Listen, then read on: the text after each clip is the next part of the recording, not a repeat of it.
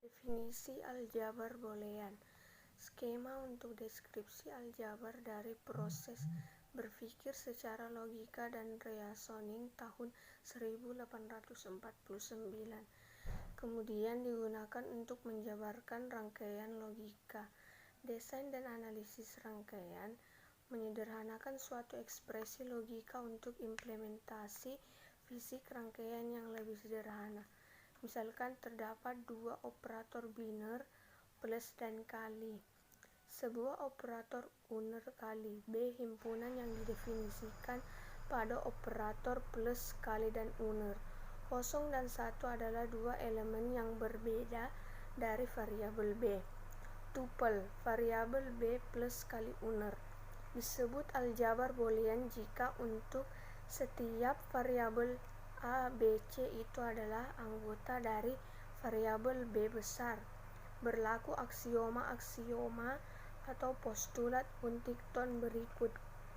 Klosur A plus B itu anggota dari B. A dikali B itu anggota dari B. Identitas A ditambah 0 sama dengan A. A dikali 1 sama dengan A. Komutatif A plus B sama dengan B plus A. A dikali B sama dengan B kali A. Distributif dikali B plus C sama dengan A dikali B plus A kali C. A plus B dikali C sama dengan A plus B dikali A plus C. Komplement A ditambah A uner sama dengan 1. A dikali A uner sama dengan 0. Untuk mempunyai sebuah aljabar boolean harus diperlihatkan elemen-elemen himpunan variabel B, kaidah operasi untuk operator biner dan operator uner, memenuhi postulat Huntington. Baik, selanjutnya aljabar boolean dua nilai. B terdiri dari 0 dan 1, operator biner tambah dan kali, operator uner dia itu negasi. Dan kaidah untuk operator biner dan uner adalah jika tandanya kali menggunakan tabel kebenaran konjungsi ataupun dan, kita sudah mengibaratkan kalau 0 adalah false dan 1 adalah true, maka untuk dia bernilai true syaratnya adalah keduanya harus bernilai benar. Maka dia kalau ada salah satunya yang salah, maka dia itu bernilai salah. Terus tabel kedua di sini karena menggunakan plus, maka plus sama dengan logika atau. Terus tabel ketiga negasi. Negasi dari 0 sama dengan 1 dan negasi dari 1 sama dengan 0. Bagian 4 distributif. A dikali B tambah C sama dengan A dikali B tambah A dikali C. Dapat ditunjukkan benar dari tabel operator biner di atas dengan membentuk tabel kebenaran. Hukum distributif A ditambah B kali C sama dengan A ditambah B dikali A tambah C dapat ditunjukkan benar dengan menggunakan tabel kebenaran dengan cara yang sama. Assalamualaikum warahmatullahi wabarakatuh. Perkenalkan, nama saya Andi Radia Ade Harsyad, biasa dipanggil Dia. Saya dari Prodi Sistem Informasi kelas A. Jadi pada kesempatan ini saya akan memaparkan apa itu ekspresi boolean. Jadi ekspresi boolean ialah transformasi nilai menjadi keluaran yang dilakukan melalui komputasi atau perhitungan. Jadi ekspresi boolean, misalnya kita mempunyai himpunan aljabar boolean, setiap elemen yang ada di himpunan B, terus variabel atau pengubah, kemudian ekspresi. Jadi misalnya kita mempunyai satu ekspresi E1 ditambah E2 atau E1 dikali E2, E1 komplement, itu disebut dengan ekspresi boolean. Oke, lanjut. Jadi di sini ekspresi boolean dapat kita sebut ekuivalen jika keduanya mempunyai nilai yang sama untuk setiap pemberian nilai-nilai pada n pengubah. Contohnya ada aksioma distributif pertama atau ekspresi boolean pertama. Di sini ada A ditambah A aksen B. Kemudian ekspresi boolean kedua ada A ditambah B. Nah, kita katakan itu ekuivalen atau kita bisa tulis dia sama dengan itu jika mereka mempunyai nilai yang sama. Dapat kita buktikan dengan tabel kebenaran. Nah, untuk tabel kebenaran ini pertama kita susun dulu. Ini sudah ada tabel kebenaran. Kemudian kita mempunyai dua variabel atau dua peubah, yaitu A dan B. A dan B. Terus kemudian kita akan mencari di sini A aksen kali B, A ditambah A aksen kali B, dan A ditambah B. Nah, untuk A aksen atau komplement itu kebalikannya. Jadi yang kita lihat itu kolom A itu 0 0 1 1. Jadi kebalikannya itu 1 1 0 0. Nah, untuk mencari A aksen kali B, di sini kita perhatikan kolom A aksen. Di sini kolom A aksen, kita perhatikan kolom aksen dan ini kolom B. Nah, kita kali 1 dikali 0 0. 1 ini dikali 0 0. Terus 1 dikali 1 1. 0 dikali 0 0. 0 dikali 1 0. Kemudian hasil ini hasil A aksen kali B. Kita lihat untuk A ditambah A aksen kali B. Kita perhatikan kolom A dan A aksen kali B. Di sini 0 ditambah 0 0 ditambah 0 0 0 ditambah 1 1 0 maksudnya 1 ditambah 0 1 1 ditambah 0 1. Kemudian untuk A ditambah B, mudah saja. A ditambah B, kita perhatikan kolom A dan kolom B. Kolom A dan kolom B. 1 0 tambah 0 0 0 tambah 1 1 1 tambah 0 1 tambah 1 1. Jadi kita perhatikan kedua nilai ini, A ditambah B dan A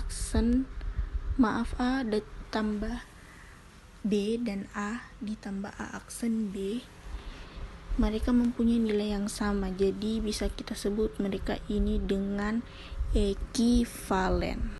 Baik, saya akan lanjutkan materi prinsip dualitas. Misalkan S adalah kesamaan dalam kurung identity di dalam aljabar boolean yang melibatkan operator tambah dan kali dan komplement. Maka jika pernyataan S kuadrat diperoleh dengan cara mengganti kali dengan tambah, tambah dengan kali, 0 dengan 1, 1 dengan 0, dan membiarkan operator komplement tetap apa adanya, maka kesamaan S kuadrat juga benar. S kuadrat disebut sebagai dual dari S. Contoh 1.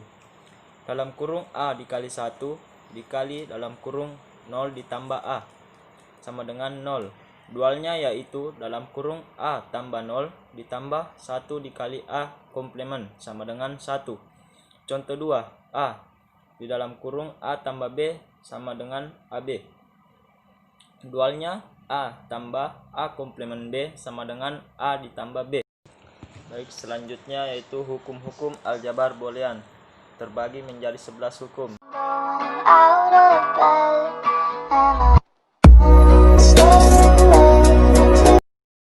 Bismillahirrahmanirrahim. Assalamualaikum warahmatullahi wabarakatuh.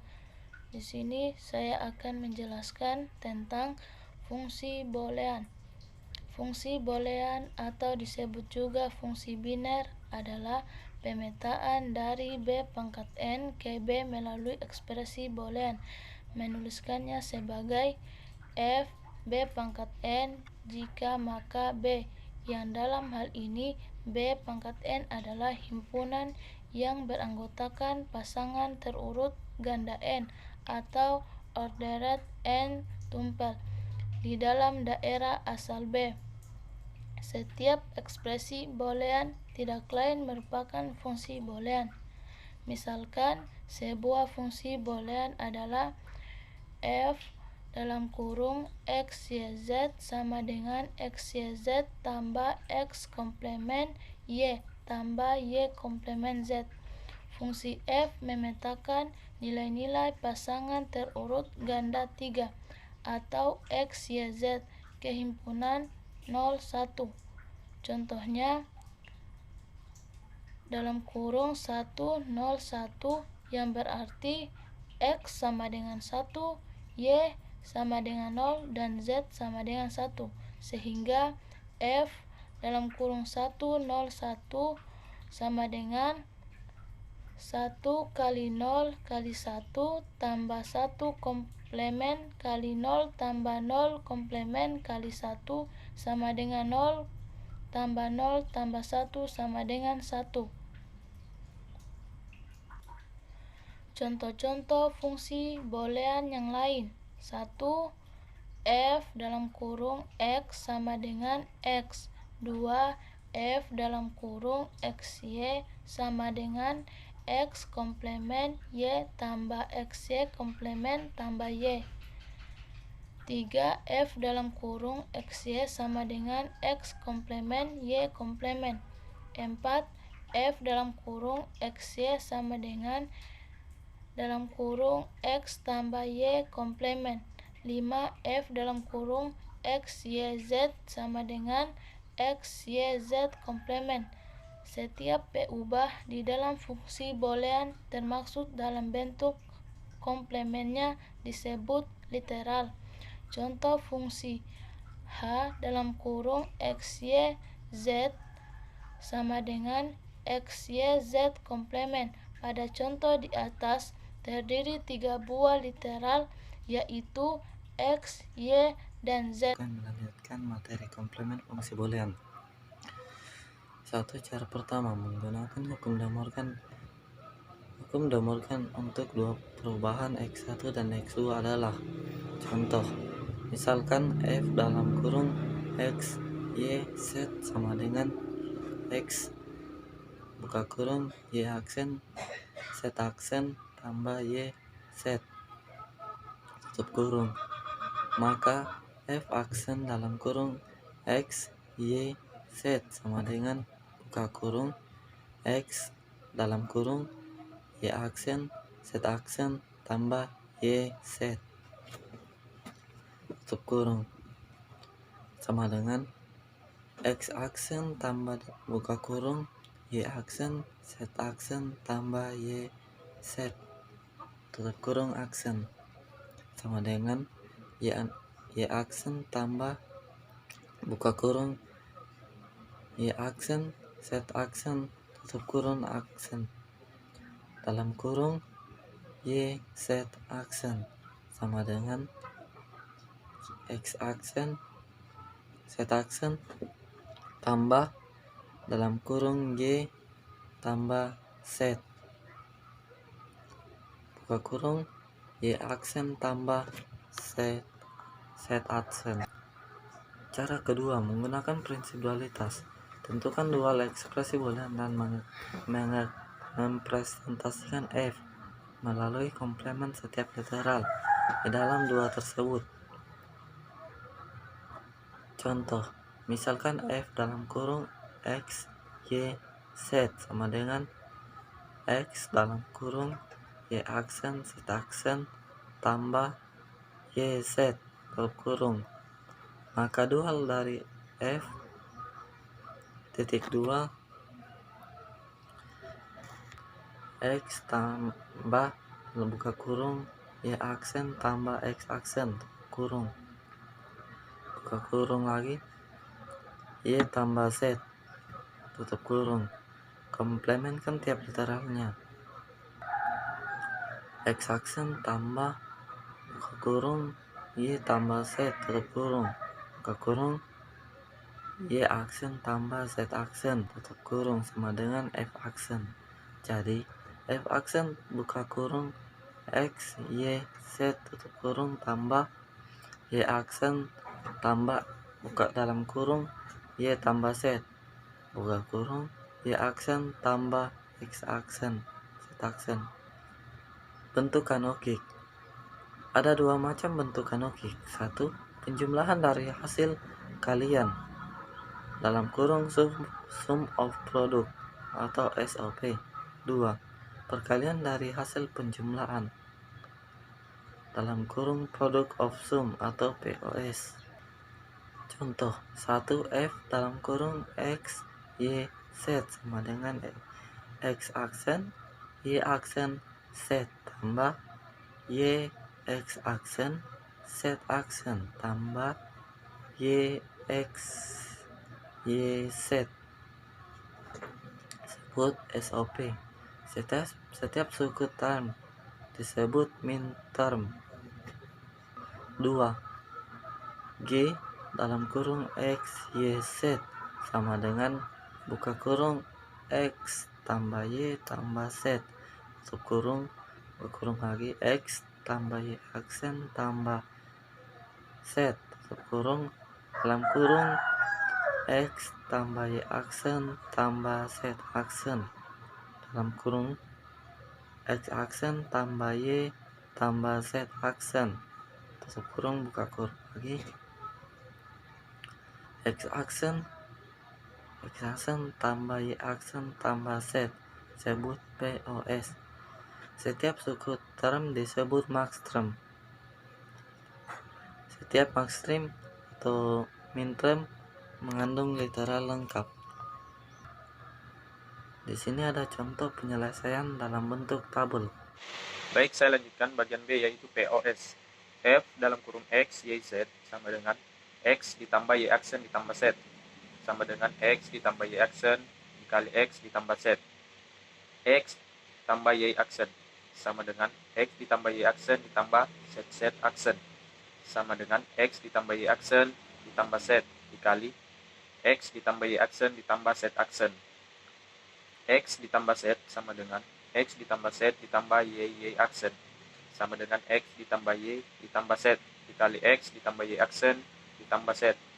Jadi F dalam kurung X, Y, Z sama dengan X ditambah Y aksen ditambah Z dikali X ditambah Y aksen ditambah Z aksen dikali X ditambah Y ditambah Z dikali X ditambah Y aksen ditambah Z sama dengan X ditambah Y ditambah Z dikali X ditambah Y aksen ditambah Z dikali X ditambah Y aksen ditambah Z aksen. Atau F dalam kurung X, Y, Z sama dengan M0, M2, M3 sama dengan Pi 0, 2, 3. Lanjut aplikasi aljabar boolean. Yang pertama, jaringan pensaklaran atau switching network. Saklar, objek yang mempunyai dua buah keadaan, buka dan tutup. Tiga bentuk paling sederhana, yaitu yang pertama A, X, B. Output B hanya ada jika dan hanya jika X dibuka, maka X. Yang kedua, A, X, Y, B. Output B hanya ada jika dan hanya jika X dan Y dibuka, maka X, Y. Yang ketiga, A, B, X, Y, dan C.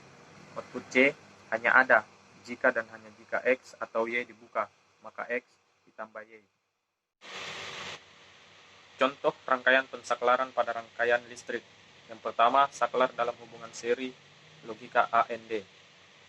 Seperti pada gambar terdapat sumber tegangan, output A, output B, kemudian lampu. Yang kedua, saklar dalam hubungan paralel logika OR. Seperti pada gambar terdapat sumber tegangan juga, kemudian output A dan output B, kemudian lampu. Melanjutkan mengenai penyederhanaan fungsi boolean. Contohnya, f dalam kurung x, y sama dengan x komplemen y ditambah x y komplemen ditambah y komplemen disederhanakan menjadi f dalam kurung x, y ditambah x komplemen ditambah y komplemen. Penyederhanaan fungsi boolean dapat dilakukan dengan dua cara. Yang pertama secara aljabar, yang kedua menggunakan peta Karnaugh. Di sini saya akan menjelaskan mengenai penyederhanaan secara aljabar. Contoh yang pertama, f dalam kurung x, y sama dengan x ditambah x komplemen. Di sini kita bisa memecah variabel x ditambah x komplemen y dengan cara menggunakan hukum distributif, karena bentuk fungsi ini sama dengan bentuk hukum distributif, yaitu dalam kurung x ditambah x komplemen dikali dalam kurung x ditambah y. Kemudian, dalam kurung x ditambah x komplemen ini kita menggunakan hukum komplemen, di mana berdasarkan hukum komplemen, jika suatu variabel ditambahkan dengan komplemen dari variabel tersebut, maka hasilnya adalah 1. Maka dari itu, 1 kita langsung kalikan dengan dalam kurung x ditambah y. Hasilnya adalah x ditambah y. Jadi fungsi yang sederhana dari fungsi f dalam kurung x, y sama dengan x ditambah x komplemen y adalah x ditambah y. Kita lanjut ke contoh yang kedua. F dalam kurung x, y, z sama dengan x komplemen y komplemen z ditambah x komplemen y z ditambah x y komplemen. Terlebih dahulu kita perhatikan pada suku pertama dengan suku yang kedua ada beberapa variabel yang sama, yaitu x komplemen dan z juga terdapat pada suku kedua. Maka dengan menggunakan hukum distributif, kita bisa menuliskan hanya sekali saja dari variabel yang sama tadi. Jadi x komplemen z dikali dalam kurung y komplemen dari suku pertama ditambah y dari suku kedua, kemudian ditambah lagi dengan x y. Selanjutnya, dalam kurung y komplemen ditambah y dengan menggunakan hukum komplemen, kita mendapatkan hasilnya adalah 1. Sehingga x komplemen z dikali 1 hasilnya adalah tetap x komplemen z, kemudian ditambah dengan x y komplemen. Di sini hasilnya adalah x komplemen z ditambah x y komplemen, bukan x komplemen z ditambah x y komplemen. Kita lanjut ke contoh ketiga. F dalam kurung x, y, z sama dengan xy ditambah x komplemen z ditambah yz. Di sini kita perhatikan pada suku pertama ternyata tidak memiliki variabel z. Suku kedua juga tidak memiliki variabel y, dan pada suku ketiga tidak memiliki variabel x. Jadi kita ambil suku ketiga, kita akan ubah bentuknya tapi tetap ekuivalen dengan bentuk tersebut. Caranya kita kalikan dengan dalam kurung x ditambah x komplemen. Kita tahu bahwa dalam kurung x ditambah x komplemen itu hasilnya adalah 1. Maka yz dikali 1 hasilnya itu tetap yz, sehingga penamaan fungsi tidak akan mengubah fungsi yz dalam kurung x ditambah x komplemen. Kemudian kita uraikan bentuk tersebut menjadi xy ditambah x komplemen z ditambah kemudian yz kita kalikan dengan z, maka hasilnya xy z ditambah yz kita kalikan lagi dengan x komplemen, maka hasilnya adalah x komplemen yz.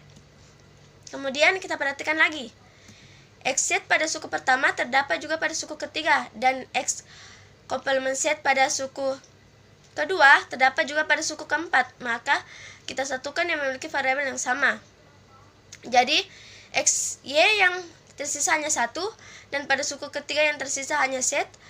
Karena xy-nya tadi kita tuliskan hanya 1 kali, maka ditulis xy dalam kurung 1 ditambah z. Kemudian pada suku kedua x komplemen z yang tersisa hanya 1, dan pada suku keempat tersisa hanya y, maka dituliskan x komplemen z dalam kurung 1 ditambah y. Selanjutnya, berdasarkan hukum dominansi, dalam kurung 1 ditambah z dan dalam kurung 1 ditambah y, hasilnya adalah 1. Jadi, xy kita kalikan dengan 1, hasilnya adalah xy, kemudian ditambah dengan x komplemen z kita kalikan dengan 1 juga, maka hasilnya adalah x komplemen z. Assalamualaikum warahmatullahi wabarakatuh. Baiklah, saya akan melanjutkan peta Carnot. Peta Carnot terbagi menjadi 3 peubah, di mana peta Carnot adalah peta Carnot dengan 2 peubah. Yang kedua, peta Carnot dengan 3 peubah, dan yang ketiga peta Carnot dengan 4 peubah. Ya, dan juga Jangan lupa subscribe dan tekan tombol loncengnya.